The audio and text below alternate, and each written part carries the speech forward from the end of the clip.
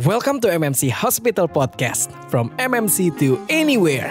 Halo Metro Friends, selamat datang di podcast MMC Hospital, platform informasi dan edukasi kesehatan yang menarik, mudah dipahami, dan pastinya seru. Dibawakan oleh para ahli seperti profesor, dokter subspesialis, dokter spesialis, dan juga para dokter yang ada di MMC Hospital. MMC Hospital Podcast hadir sebagai media yang kredibel serta faktual. Tidak hanya itu, kita juga akan mengundang para influencer untuk berkolaborasi dengan para expert kami. Pada episode kelima MMC Hospital Podcast, dokter spesialis neurologi MMC Hospital, Dr. Hadet Prisdiani, akan membahas topik tentang Neuro Emergency Service for Stroke. Yuk kita dengerin. Halo Metro Friends, welcome to MMC Hospital Podcast. Perkenalkan, saya Dr. Sasha yang akan menjadi host pada episode kali ini. Untuk episode kelima, kita akan ngobrol santai bareng salah satu dokter spesialis syaraf MMC Hospital, yaitu Dr. Hadet Prisdiani, SPS. Halo, Det. Halo, Syah. Bagaimana, sehat-sehat, Det? Alhamdulillah. Oke. Nah, ini kita mau berbincang mengenai Neuro Emergency Service for Stroke. Nah, kebetulan nih pas di bulan Oktober ini kan kita ada memperingati World Stroke Day tanggal 29 Oktober. Saat ini kalau kita melihat di Indonesia, itu bagaimana angka kejadiannya ya, Dat? Oke. Iya, Syah. Memang bulan ini bulan stroke ya, Syah ya. Stroke di Indonesia ini memang data yang terbaru itu masih di tahun 2014 sebenarnya dari Kemenkes kita. Tendensinya sih cenderung naik ya. Dulu di tahun 2007 sekitar ada, kalau hitungannya insiden itu atau prevalensi ya, 8 orang dari 1000 penduduk lah gitu, 8,3 per 1000 penduduk. Tapi sekarang sudah meningkat menjadi 12,1 per 1000 penduduk. Bahkan Jakarta sendiri 14,6 per 1000 penduduk, nah, lebih banyak di Jakarta sendiri. Iya. Dan stroke dan jantung memang masih menjadi penyebab kematian malah yang tertinggi di Indonesia. Data kita di 2014 dari Kemenkes, Balitbangkes tahun 2014, dari sejumlah data sekitar 41.000 kematian, stroke dan jantung menempati peringkat pertama dan kedua. Stroke itu sekitar 21%, jantung 12,9%. Jadi ya banyak juga. Iya, lebih banyak stroke ya. Dan nggak memandang laki dan perempuan untuk stroke ini. Mengenai usia gimana tuh? Dari usia, kalau dari usia sih bervariasi ya. Kalau usia tua, biasanya di usia laki-laki dan perempuan itu agak beda. Ya. Di atas usia, kalau sebelumnya itu di bawah yang lebih muda itu biasanya laki-laki, tapi kemudian perempuan yang lebih tetap ya, jadi sama di ujungnya sama. Jadi baik laki-laki dan perempuan stroke di tahun 2014 itu sama-sama menyebabkan menempati urutan pertama untuk kematian ya. Apakah ada pergeseran usia nggak? Maksudnya semakin kesini, apakah semakin banyak yang lebih muda? Seperti itu? Iya, sebenarnya banyak faktor ya untuk usia muda. Kecenderungannya yang kita dapati di rumah sakit ini juga beberapa pasien yang usia muda sudah ngalamin meningkat stroke. ya? Iya, meningkat. Terakhir itu masih di usia 30 sudah mengalami suatu stroke yang lumayan ya. Tapi usia muda untungnya mereka itu cepat datang ke rumah sakit ya. Jadi awareness-nya sangat baik sehingga pertolongan yang bisa kita berikan pun sangat cepat. Nah, ini pun bermanfaat ya untuk pasien itu sendiri karena efek kecacatan, efek kematian akibat stroke jadi bisa kita tekan. Apalagi apabila dia datang ke rumah sakit kita dan dalam golden hour ya, jadi masih ada tindakan yang spesifik bisa kita berikan agar kondisinya cepat membaik ya. Makanya kita berikan namanya pelayanan Neuro Emergency Service for Stroke. Untuk masa-masa kritisnya itu ya? Iya, masa-masa kritis. Kalau kita bagi stroke itu kan ada 2 macam ya, stroke penyumbatan dan stroke perdarahan. Benar. Ya. Yang sangat krusial bisa segera kita berikan pelayanan adalah untuk kasus yang stroke penyumbatan dalam onset waktu. Kita berharap bisa dalam waktu 3 jam sudah ada di rumah sakit. Oke. Ya, paling jauh 4,5 jam. Karena kita bisa memberikan suatu layanan apabila masuk kriteria inklusi, pasien dapat memperoleh pelayanan ini. Pemberian namanya ada obat menghancurkan bekuan darah, namanya trombolitik intravena. Apa yang harus kita lakukan pertama kali ketika misalnya kita bersama keluarga atau orang terdekat kita yang terindikasi mengalami stroke? Tuh kita harus ngapain tuh, Dad? Tentunya sebagai orang sekitar kita, di lingkungan kita, kita harus mengenali dulu nih apa sih gejala stroke. Benar. Ya, karena apabila Anda merasa ada yang berubah di diri Anda, tentu Anda bertanya ini apa nih yang terjadi kan? Anda merasa sedikit aja perubahan dari kekuatan lengan, kekuatan kaki rasanya beda sebelah. Kita bilang movement kita berkurang ya satu sisi. Apabila kita lihat juga wajah kita tidak simetris. Iya, sering ya? Ya, sering itu paling orang awam pasti juga sudah kenal istilah karena kampanye stroke kan sering nih. Ada yang istilah FAS. FAS itu face, ya lihat wajahnya. Apakah mencong tiba-tiba? Iya. Cluenya adalah semua hal itu terjadi tiba-tiba pada stroke.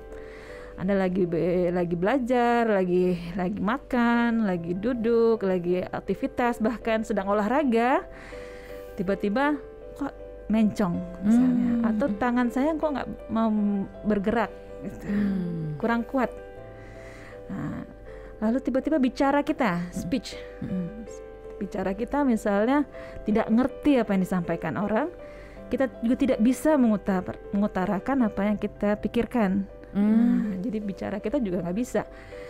Nah, lihat juga kemudian time, waktu sejak onset itu. Segera Anda datang ke rumah sakit, pilih rumah sakit yang Anda kenal. Ya, apalagi kalau di ibu kota seperti Jakarta, banyak sekali rumah sakit yang menawarkan fasilitas pelayanan yang komprehensif. Jadi memang di awal saya bilang ada stroke itu perdarahan maupun penyumbatan. Kalau Anda mengalami yang namanya penyumbatan, ada fase di mana kita bisa memberikan pemberian obat yang lebih cepat, namanya trombolitik intravena. Iya.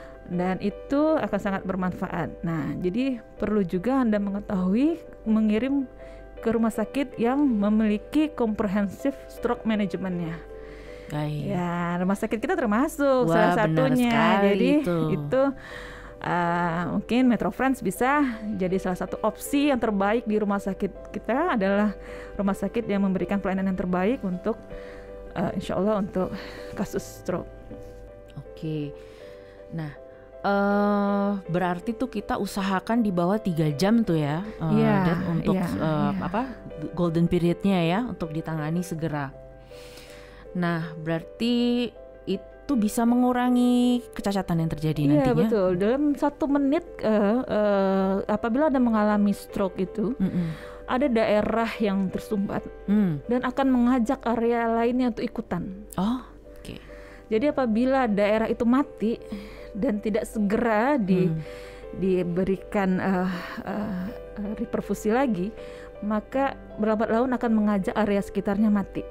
Jadi kalau sehitungannya time is brain itu betul, setiap 1 menit kita akan kehilangan sekitar 2 juta neuron. Aduh. Ya, bayangkan berapa yang terjadi setelah 1 jam.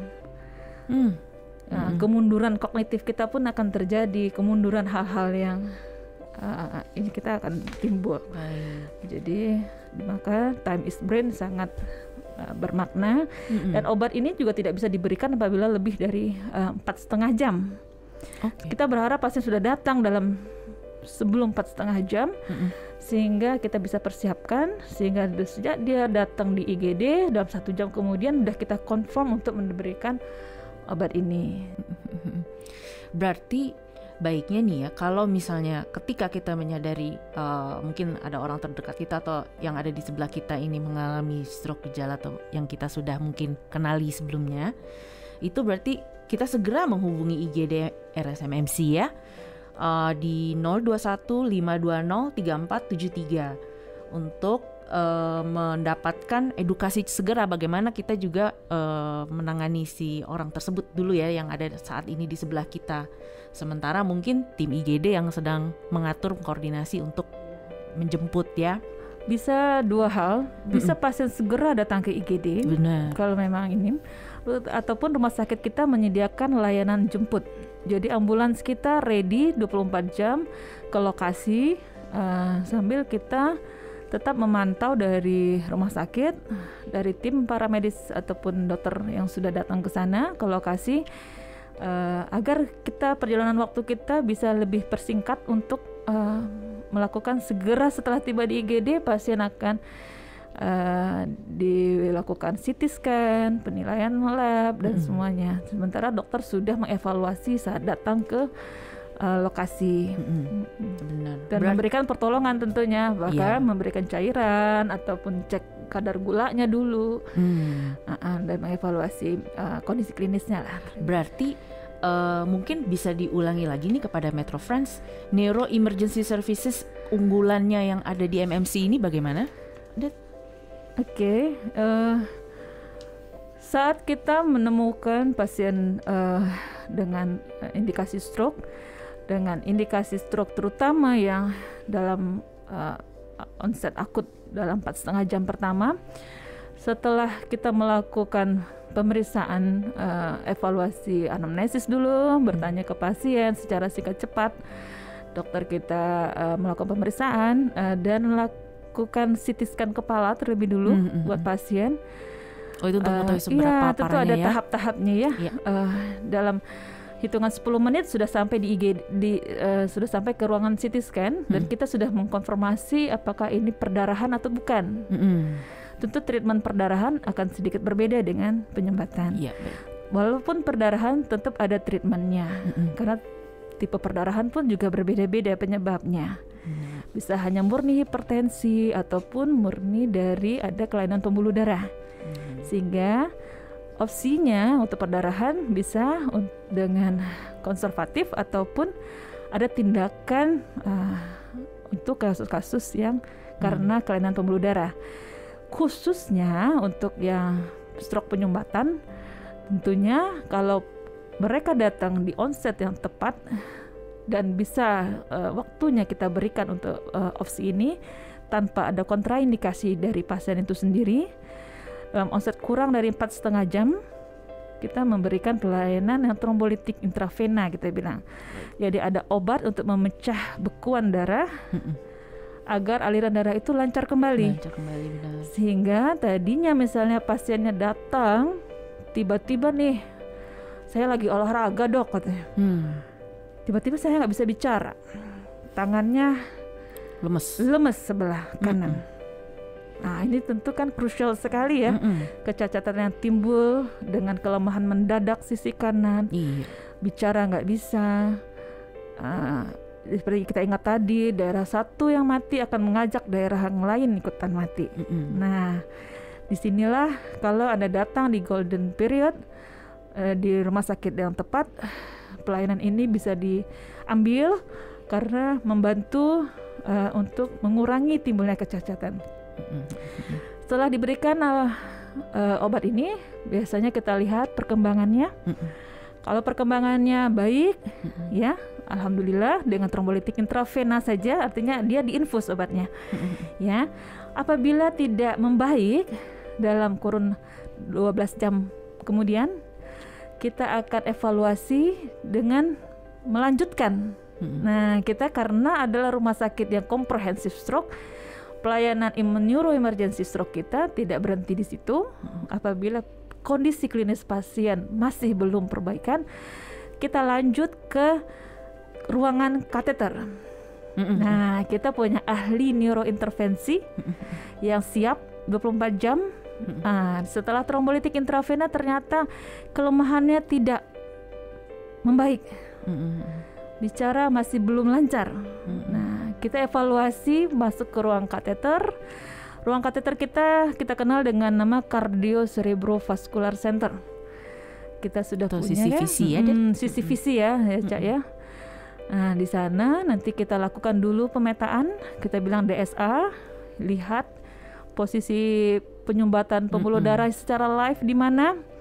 Kemudian secara mechanical dilakukan namanya istilah terapinya yang akan membantu memperbaiki kondisi.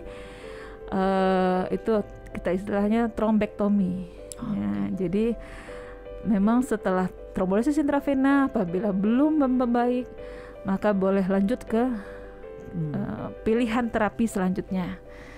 Nah, itulah keunggulan kita karena kita salah satu rumah sakit yang besar di Jakarta dengan lengkap pelayanannya sampai ruang kateter.